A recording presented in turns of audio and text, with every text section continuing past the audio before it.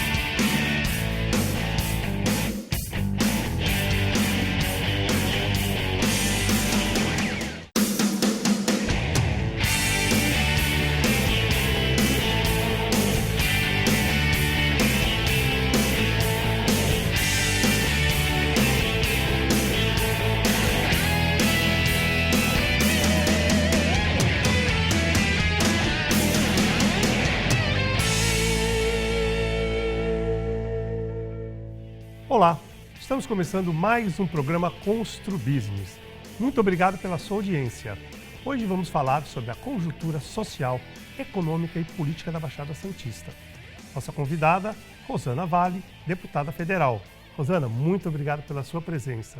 Eu que agradeço mais uma vez a participação, a oportunidade de estar aqui, dou boa tarde para todos que acompanham e estou à disposição aí de você. Vamos lá, Rosana, eu queria que você falasse um pouquinho da sua trajetória profissional antes de assumir essa função tão importante de deputada federal.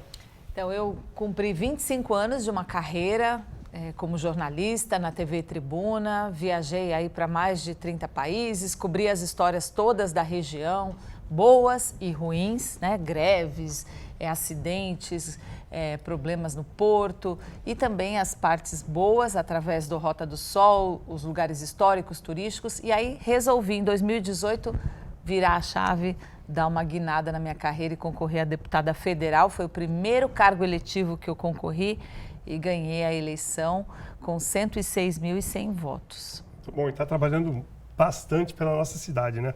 A gente vai ter a oportunidade de conversar há poucos meses da próxima eleição, né? Queria que você fizesse o balanço do seu mandato. Assim, resumidamente, porque foram tantas propostas para a nossa cidade, né? Queria que fizesse um balanço resumido de tudo aquilo que você fez. Então, foi um mandato intenso, difícil para uma novata na política, sofri bastante, mas mantive a minha coerência, o meu trabalho pragmático pela região, fiz tudo o que eu podia, abracei todas as causas da Baixada Santista e do Vale do Ribeira, consegui muitas vitórias, quase 400 milhões de reais em recursos federais para a região, em todas as áreas, saúde, infraestrutura, conclusão de obras que estavam paradas, a Ponte dos Barreiros, conjunto habitacional, eu fiz aeroporto do Guarujá, eu fiz tudo o que eu podia pela região, mas não foi fácil, não. Conviver, né, com os bastidores da política, com essas histórias de você faz um favor aqui para receber ali, mas eu agi sempre com a minha coerência, as votações, muito difícil também, né, se posicionar, porque você nunca consegue agradar a todos, você acha que vai ter algum projeto que esse é o certo, esse é o errado, e não é, depende do ponto de vista, das tuas convicções, das tuas histórias vividas, mas eu agradei sempre a minha consciência, independentemente de questão partidária. Uma pergunta que eu acho assim, interessante, pelo menos para quem não conhece os bastidores, né? Por exemplo, um deputado tem livre-arbítrio para votar na matéria, naqueles pontos que ele acha que são fundamentais, que ele tem opinião própria, ou às vezes ele é obrigado a seguir. Acho que o telespectador não sabe, né? Por exemplo, a orientação de um partido. Existe uma certa independência em alguns casos ou não? Então, eu votei sempre com a minha consciência. Existe a orientação do partido, em casos em que se fecha a questão que eles falam, né? Você, se não votar daquele jeito, sofre punições, mas eu enfrentei quando eu acreditei que um posicionamento era correto, eu fiz e sofri, né? Como eu falei, foi um mandato intenso. Quando tive que me posicionar contrário ao partido, eu me posicionei. Outra pergunta aqui, curiosidade minha também. Por exemplo, o fato de você ser mulher é um ambiente quase que 90% masculino, Exato. né? Queria saber assim, o número de mulheres, mais ou menos, a porcentagem de mulheres, e se isso também dificulta um pouco mais essa discussão, principalmente com aqueles senhorzinhos mais antigos que estão lá há anos e anos e anos no poder. Como é que funciona esse jogo das mulheres? Ainda é um ambiente corporativista, machista, infelizmente. Somos 78 deputadas no universo de 513 parlamentares e é uma incoerência, sendo que a maioria da população brasileira é formada de mulheres, 52% da população. Então, a nossa representatividade, infelizmente, ainda é pequena. As coisas estão mudando aos poucos, né? 30% de exigência de candidaturas femininas, fundo eleitoral para as mulheres. Tudo isso faz com que, a partir, né, das próximas legislaturas, as mulheres tenham uma representatividade maior e a sociedade ganhe com isso, porque está provado que nos países onde as mulheres têm uma participação maior na política, são países com mais igualdade. Então, a mulher tem muito para contribuir com a política, sim. Legal. Eu queria que você falasse um pouquinho do braço de ferro, que nós estamos vendo aí uma briga entre os poderes, né? Em Brasília, como é que você enxerga essa disputa? Não dizer briga, essa disputa entre os poderes, às vezes o legislativo se impõe, primeiro o Supremo Tribunal Federal se intrometendo em algumas ações que deveriam ser do Congresso e o presidente. Como é que você enxerga esse panorama que está acontecendo em Brasília? Eu entendo que parlamentar é você conversar, tentar chegar a um acordo, a um consenso, mas eu sei que é difícil, eu vejo lá muitos monólogos, cada um defendendo a sua verdade e quem não concorda com você é o lado mal da história. Desse jeito que nós estamos, o país vai perder muito e está perdendo, a gente percebe isso, é uma guerra de narrativas, em vez de compor, cada um defende a sua verdade absoluta. E eu não acredito nisso. Eu sempre fui uma mulher equilibrada, tenho bom senso e me posiciono. Eu acho que deveria ser essa atitude também de todos os setores e de todos os poderes ali, mas eu não vejo isso acontecer, infelizmente. Você acha que esse tipo de disputa assim, que está ocorrendo pode atrapalhar um pouquinho a economia, o desenvolvimento do nosso país, principalmente na segurança jurídica, que o empresário que vem de fora não tem? Você acha que isso pode abalar, por exemplo, o nosso desenvolvimento? Abala sim, e a gente está vendo isso, né? Que essa guerra, essa polarização tem feito muito mal para o nosso país. No combate à pandemia, nas questões econômicas, só temos a perder com isso. Agora, como vamos resolver? Pessoas de bom senso, eu acho que precisam estar mais nos lugares de poder. Né? Precisam ocupar, as pessoas boas precisam ocupar os lugares de poder para que... equilibradas. Né? Que melhor... Isso aí. Vamos para o nosso intervalo, logo estaremos de volta.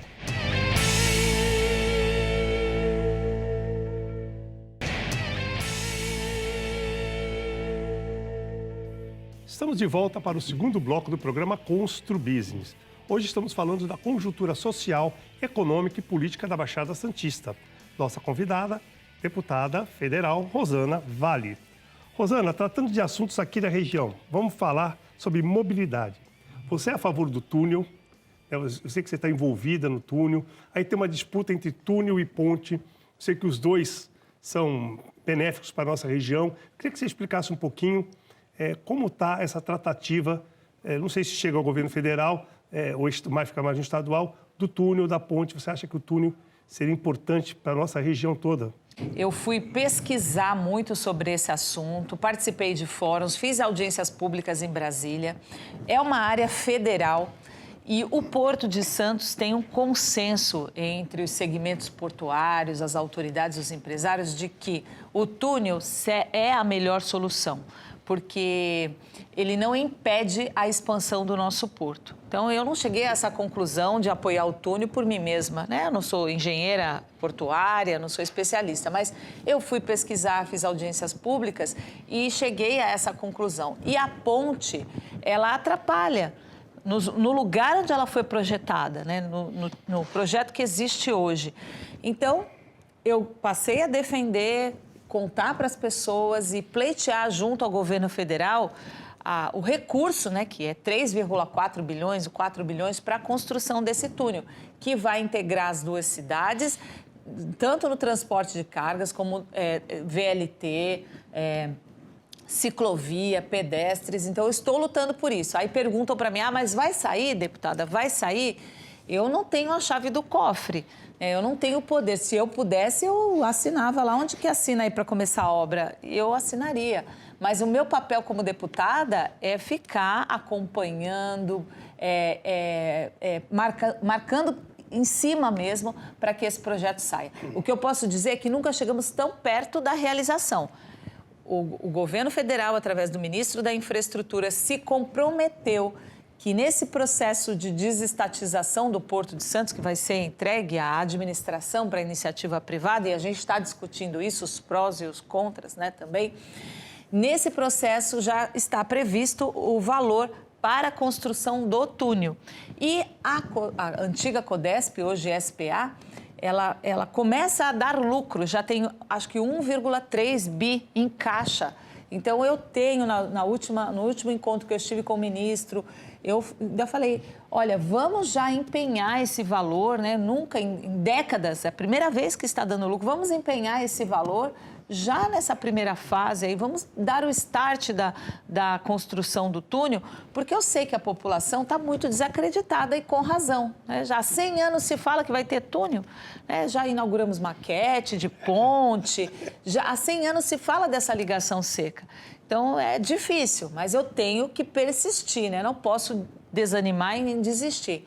Então toda vez que eu tenho oportunidade de estar com o ministro da Infraestrutura, que agora vai se descompatibilizar do cargo também, mas no governo federal eu falo que essa é a principal obra, essa ligação é a principal obra para o desenvolvimento da nossa região e do Porto e do Brasil, porque o Porto é o maior porto da América do Sul. Existe mais deputados te apoiando junto contigo? Porque uma pessoa só para defender um projeto grande é um pouco difícil. Existe um grupo que entende da importância, porque quase um terço da riqueza do nosso país passa pelo nosso porto. Os deputados têm essa noção. Eu acho que Santos é uma cidadezinha do interior, de praia, que eles se lembram que tem um porto que praticamente... Eu falo toda hora. Eu sou da Comissão de Viação e Transportes, onde nós discutimos muito a questão portuária lá. Como eu falei, já fiz diversas audiências públicas, tento levar, sou da FRENLOGE também, que é uma frente parlamentar que tem senadores, e eu também defendo o Porto sempre que eu posso. Não adianta ter vários também deputados se eles não fazem esse trabalho sério, né, de transparência e de perseguir mesmo as questões relativas à nossa região. Então, eu luto muito por isso. Você falou da privatização do Porto. Eu queria que você comentasse um pouquinho da importância dessa decisão, dessa privatização do Porto, para a nossa região. Então, é um assunto que está sendo discutido, que tem temores. Eu entendo que os empresários, os trabalhadores tenham os seus temores. Eu estou acompanhando. Eu visitei muitos portos no mundo e exemplos de portos eficientes.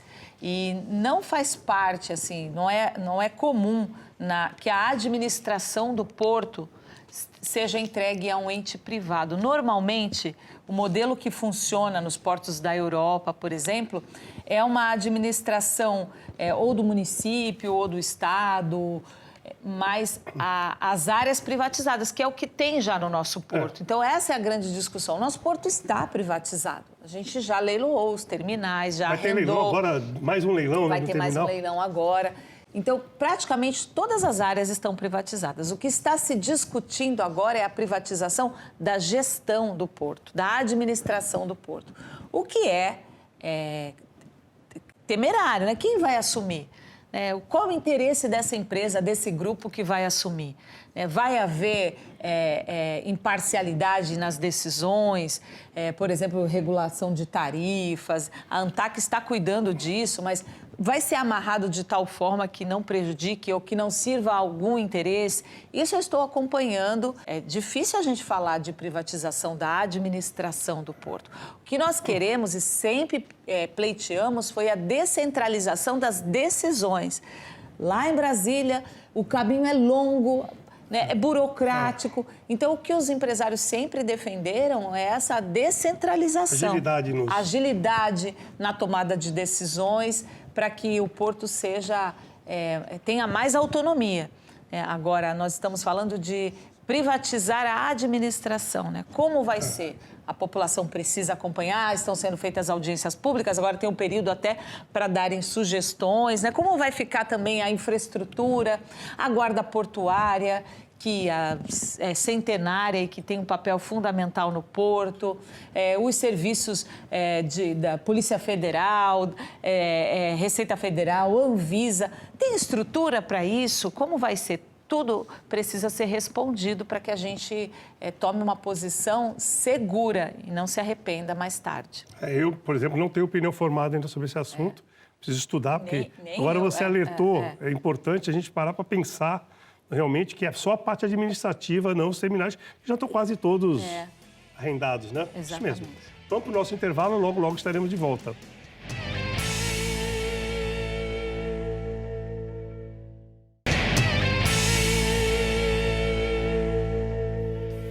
Estamos de volta para o último bloco do programa Constru Business. Hoje estamos falando da conjuntura social, econômica e política da Baixada Santista. Nossa convidada, deputada federal, Rosana Vale.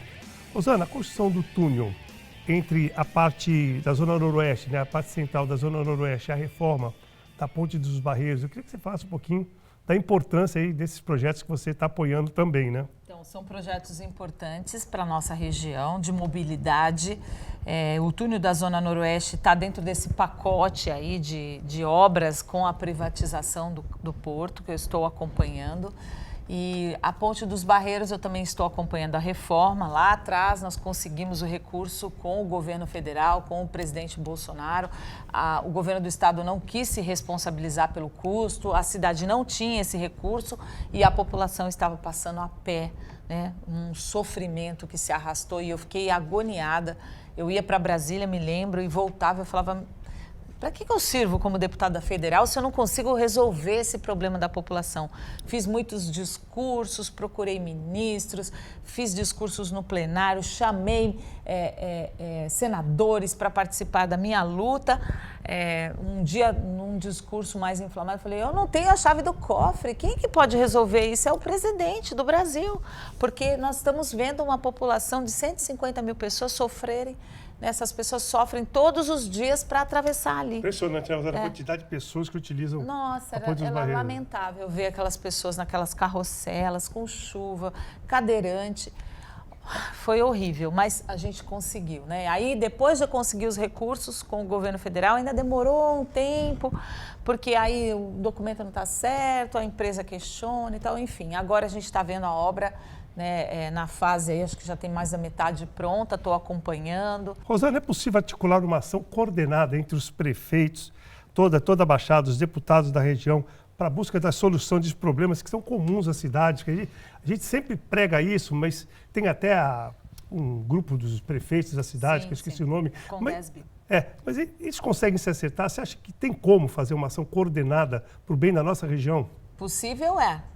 É muito possível. Esse Condesb surgiu por conta disso, né? Reunir as prefeituras das 9 cidades da nossa região para traçar metas metropolitanas, projetos metropolitanos. Mas os prefeitos ali, né, tem que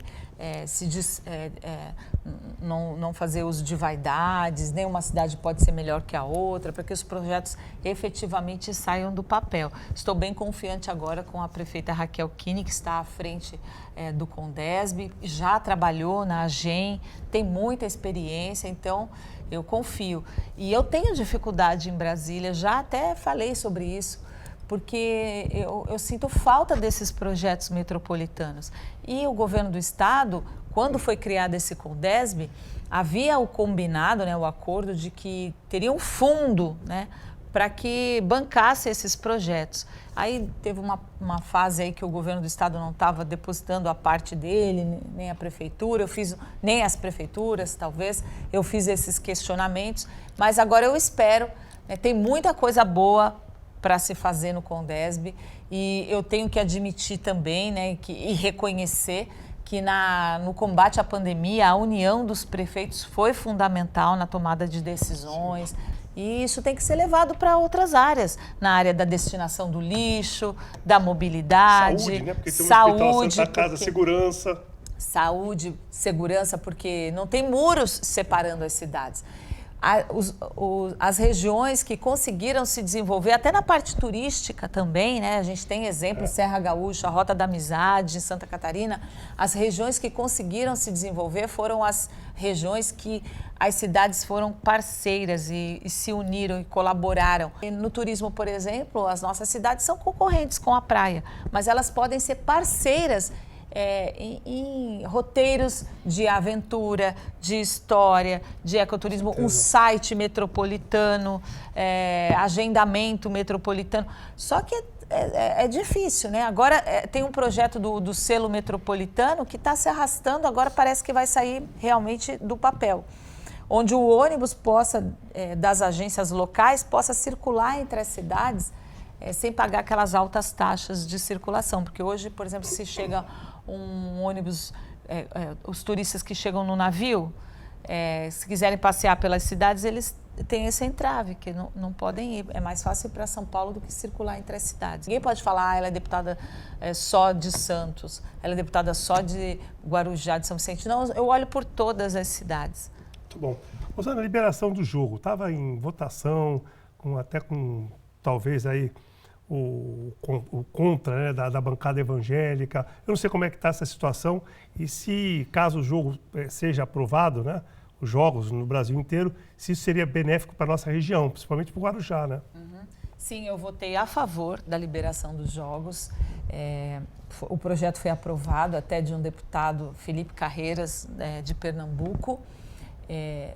Teve vários questionamentos, a bancada evangélica foi contra, que você vai promover mais o vício, mas a gente tem que encarar os nossos problemas de frente, né? Quem é viciado já é viciado no jogo mesmo, já participa dos jogos, já participa na internet, quer dizer, essa lei proibindo os jogos no Brasil, ela atrapalha o desenvolvimento, por exemplo, de regiões que são mais carentes. Eu imagino o Vale do Ribeira, por exemplo, tendo um lugar desse, onde as pessoas possam ir e trazer, né, recursos e deixar recursos na região, dar emprego para a população. Então, por isso, meu posicionamento foi a favor. Queria que você falasse um pouquinho da polarização que está havendo hoje na política entre os dois candidatos. Você acha que ainda são pré-candidatos, melhor dizendo assim? Você acha que isso tende a continuar até o final dessa eleição ou pode ter alguma surpresa pela frente, né? Olha, eu não gostaria. Isso é pesado para a gente que é, né, ponderado. É uma polarização de esquerda e direita e eu acho que a sociedade nem se dá conta se é de esquerda, se é de direita. A população quer que o governo não dê problema, né? Quer pagar suas contas, quer seguir a vida e não fica questionando sobre isso. Isso é um questionamento do mundo da política que contamina as pessoas. E é uma guerra de narrativas onde é difícil a gente saber onde está a verdade nisso tudo. Eu vejo nas votações. Se você ouve um argumento da direita, tem argumentos bons dos dois lados. Você fala, tem razão, esse projeto aí está certo. Aí você ouve o da esquerda, você fala, não, acho que ele está certo. Então isso confunde a cabeça das pessoas. Por isso eu entrei na política com outro propósito. Eu nunca tive uma ideologia partidária. Eu nunca me perguntei, não sabia dizer se eu sou de esquerda, direita, do centro, E eu fui agindo assim ao longo do meu mandato. Olha, esse projeto, tentando achar o que tinha de verdade, o que tinha de melhor em cada projeto. E ouvindo especialistas, porque eu também não sei de todas as coisas. Porque você uma hora desagrada a esquerda, outra hora você desagrada a direita. E as pessoas, e os cientistas políticos e a imprensa ficam assim, nossa, o que ela é então? Agora ela votou com a esquerda. Não, agora ela votou com a direita. Tentam colocar rótulos em mim. E eu fui furando esse pensamento ao longo de 3 anos, bravamente. E eu acredito que dá para fazer um mandato assim. Não vou agradar a todos? Não vou. Amanhã eu posso ter uma votação que você não faria. Que você, por você ter uma história, ter uma vivência, uma experiência de vida, você não agiria. Por exemplo, agora dos jogos de azar, eu poderia estar conversando aqui com uma pessoa que fosse totalmente contra. Mas eu apoio também. Então, mas as opiniões, elas dependem da história de vida de uma pessoa. Mas isso não quer dizer que você tenha... O Brasil perde com isso. Porque eu já vi comentários de parlamentares falando, olha, o projeto é bom, mas não é, da direita, ou então é da esquerda, eu vou votar contra. Então pode ser assim, na minha opinião. Tá ótimo. Muito obrigado, Rosana, pela sua participação no programa. Adorei o bate-papo. Quero agradecer demais aí a audiência do nosso telespectador e dizer que na próxima semana estaremos de volta, se Deus quiser. Grande abraço e até lá.